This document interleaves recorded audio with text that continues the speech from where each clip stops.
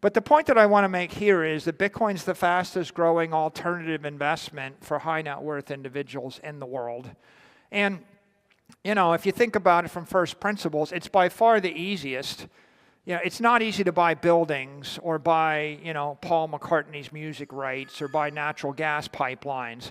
But you can buy $20 a Bitcoin, 200, 2,000, 20 million, 200 million, 2 billion, 20 billion. And it doesn't matter how much you buy. You have the same exact property rights, the same exact asset as everybody else.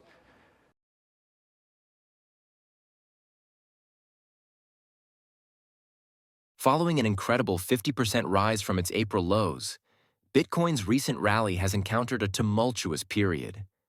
After only digesting approximately $1.2 billion in realized profits over the previous 30 days, the market is now digesting an astounding $11.6 billion, which raises concerns about whether the upward momentum can continue without additional capital entering the ecosystem. While some analysts caution that a retreat toward the $95,000 cost basis for short-term holders may be imminent, traders are on edge and are focusing on the $16,000 level as a crucial psychological and technical floor. Michael Saylor, the executive chairman of MicroStrategy, is unwaveringly optimistic despite the volatility. He contends that the current shakeout represents a structural shift rather than a setback. Saylor claims that institutional capital is moving into Bitcoin and away from more conventional slow assets. He likens this to a gravitational pull that is based on math, logic, and growing adoption rather than speculation. Long-term investors are more concerned with fitting in with their vision of the financial infrastructure of the future than they are with daily volatility. Even small investments starting at 3% can grow into much larger exposures as Bitcoin becomes a more common fixture in diversified portfolios. This could lead to a supply shortage and push prices to previously unheard of heights. This is not merely another cyclical shift. Rather, it represents a more profound realignment of capital flows that may completely alter the way that wealth is transferred and stored on a global scale. Regardless of whether Bitcoin stabilizes or experiences additional correction in the coming days, one thing is for sure. The digital finance landscape is changing quickly, with significant ramifications for investors. Watch as we dissect Saylor's most recent revelations and what they mean for the course of Bitcoin's future. It's not just the best performing asset, it's the best performing uncorrelated asset. If you go to conferences of high net worth individuals, the affluent, JP Morgan puts on one. It's called the Alternative Investments Conference. The idea is you're supposed to find an alternative thing to invest in which isn't risk assets. You're not supposed to just buy a portfolio of equities. So find me something that will go up in value that isn't correlated to equities. This is what every endowment manager at Yale or Harvard is looking for. They're looking for assets they can buy that aren't correlated to the stock market. It might be timber rights, or it might be real estate. Real estate's the most common. It might be intellectual property rights or some other random thing, a natural gas pipeline. Well, in this case, it turns out that Bitcoin is the uncorrelated asset, the greatest uncorrelated asset in the world, but you don't have to take my word for it. These are Fidelity's numbers. It's, you know, if you check it, it just has the weakest correlation, you know, very low correlation to the S&P, but also it's got the highest Sharpe ratio. So for the volatility you're taking, you're getting outsized performance. A year ago, the first ETFs were approved for Bitcoin. Right, in January of 2024. BlackRock brought out one called IBIT. BlackRock is the largest money manager in the world. They have 1,101 ETFs. And the Bitcoin ETF went from dead last to number 13 in 12 months. Basically, in the first year, it skyrocketed above 99%. Right to the top. And in fact, it didn't just go to the top. It turns out that IBIT is the most successful ETF launch in the history of Wall Street. In the last 40 years, the biggest innovation since Bitcoin. The biggest innovation, if you got to go back 40 years, is ETFs. This idea you can buy a package of the S&P index called SPY. And they've been around forever, and this Bitcoin spot ETF just blows past everything and scorches the earth. That's how much demand there was to invest in this asset. In fact, BlackRock's ETF outstripped its own gold ETF in the first year. Again, gold 5,000 years old, everybody knows what it is. Digital gold in the first year blows past. That's how fast it's moving. There are 20 ETFs. The top 20 ETFs we collated, turns out 10 of them are all Bitcoin related in the last 12 months. So what you can see is that Wall Street is fascinated with Bitcoin-based ETFs, derivatives, anything that's related to Bitcoin is really changing the world. And those ETFs had not a nickel in them January 1st of 2020. Now they have $109 billion of AUM. And you can see this is becoming a major trend. But it's not just a trend in the US. These ETFs are popping up everywhere in the world. You can see these are the global ETFs. They're popping up in Hong Kong and Germany. They're popping up in South America and Brazil and Australia. Pretty much every major capital market has an ETF launching. Why? Because they make it possible to buy Bitcoin in 10 seconds on the phone. Also, because if you're China government, you want people to keep their Bitcoin in a bank regulated by a Chinese regulator. You don't want the capital to flow out of the country. And so these solve capital control issues, compliance issues, tax issues, convenience issues. And 6% of all the Bitcoin has just been slurped up by these ETFs.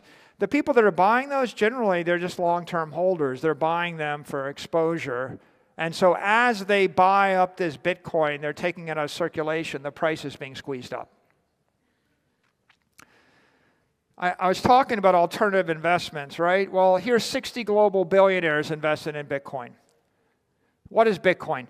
Imagine Bitcoin is 100 rich families sit around and say, well, we like money, we don't trust banks, we don't trust governments, we don't trust any currency, we like to keep our money, but we don't trust each other. So they create a bank in cyberspace, they cap out the number of units at some number, we'll call it 21 million, and then all those families can buy into that bank, and since they don't trust each other, they all run a copy of the bank software. That's Bitcoin. Bitcoin is just a very elegant idea for how you get to keep your money, right? Rich people like their money. They want to keep their money, right? This is spreading. Those 60 billionaires, those are just the ones we know, not the ones that own it. I'm sure that a lot of people own it that aren't going to disclose it. But the point that I want to make here is that Bitcoin's the fastest growing alternative investment for high net worth individuals in the world. And you know, if you think about it from first principles, it's by far the easiest. You know, it's not easy to buy buildings or buy, you know, Paul McCartney's music rights or buy natural gas pipelines. But you can buy $20 of Bitcoin, 200, 2,000, 20 million, 200 million, 2 billion, 20 billion.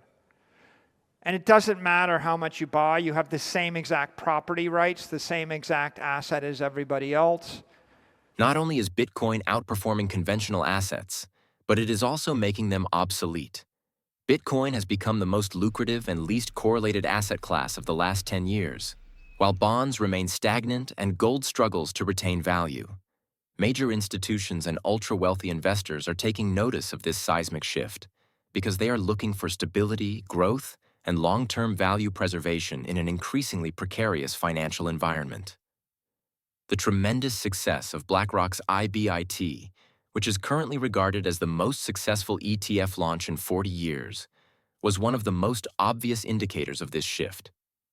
Its quick ascent highlights a larger institutional awakening. Significant capital is investing in Bitcoin as a foundational asset in contemporary portfolios and as a strategic hedge, not as a speculative move. Bitcoin is shedding its reputation as an anomaly and establishing itself as the foundation of wealth for the future because it is limitless, limited, and impervious to monetary devaluation. In addition to competing with conventional assets, it is also consuming capital from a wide range of sources, leaving behind tech hotspots like the Magnificent Seven, as well as gold and bonds. With geopolitical unrest rocking established markets and inflation eroding the purchasing power of fiat-based assets, Bitcoin offers something radically different: programmable, incorruptible digital value. Many people now consider what was once thought to be a dangerous experiment to be the most trustworthy store of value in the 21st century. There is a capital flight, and it is getting worse. An increasing number of international money managers are switching from legacy systems to what they see as the financial future, such as hedge funds and exchange-traded funds, ETFs. Not only is Bitcoin growing, but it is also changing the definition of wealth in the digital era. This is very compelling. I say to people sometimes, you try to figure out what to buy to give to your kids or grandkids. Buy something that passes the Bernard Arnault test. Buy something that a person richer than you, more cultured than you, will want to buy from you in a decade, right? If the billionaires want it now, they're going to want your Bitcoin in a decade. If they want your Bitcoin in a decade, then the price is going up. It's not going down. You'll always find a willing market for it.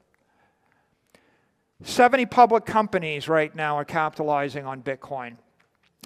In August of 2020, that number was 0, and MicroStrategy was the first. And since then, we're starting to see a viral effect. This is an economic dynamic spreading virally around the world. Why? Because public companies can issue millions or billions of dollars of securities every week, and they can do it again, over and over again. So once a public company capitalizes on Bitcoin, they don't just buy 10 million a year or 10 million a week. We went to the market and we raised $1 billion in a convertible bond 1 week. It worked out well. The next week we did it again. The next quarter we did it again. The next quarter we did it again. Last quarter we started to raise $1.5 billion, and then we decided to make it 2, and then we decided at the end of the day to make it 3. So when you're playing with public company money, the amount of capital here is orders of magnitude more than you would see with private corporations. And as each one of these flip, they go from, if the miners flip, they go from selling Bitcoin to buying it. And another example, Mara up there, they went and did a convertible bond offering 1 week for something like $800 million. They came back the next week and did another 600. I think they did $1 billion the first week and then like $800 million the next week. And so these are very, very powerful actors in this space. And every major market, this is spreading. Here's a snapshot of Bitcoin ETFs versus the commodity ETFs.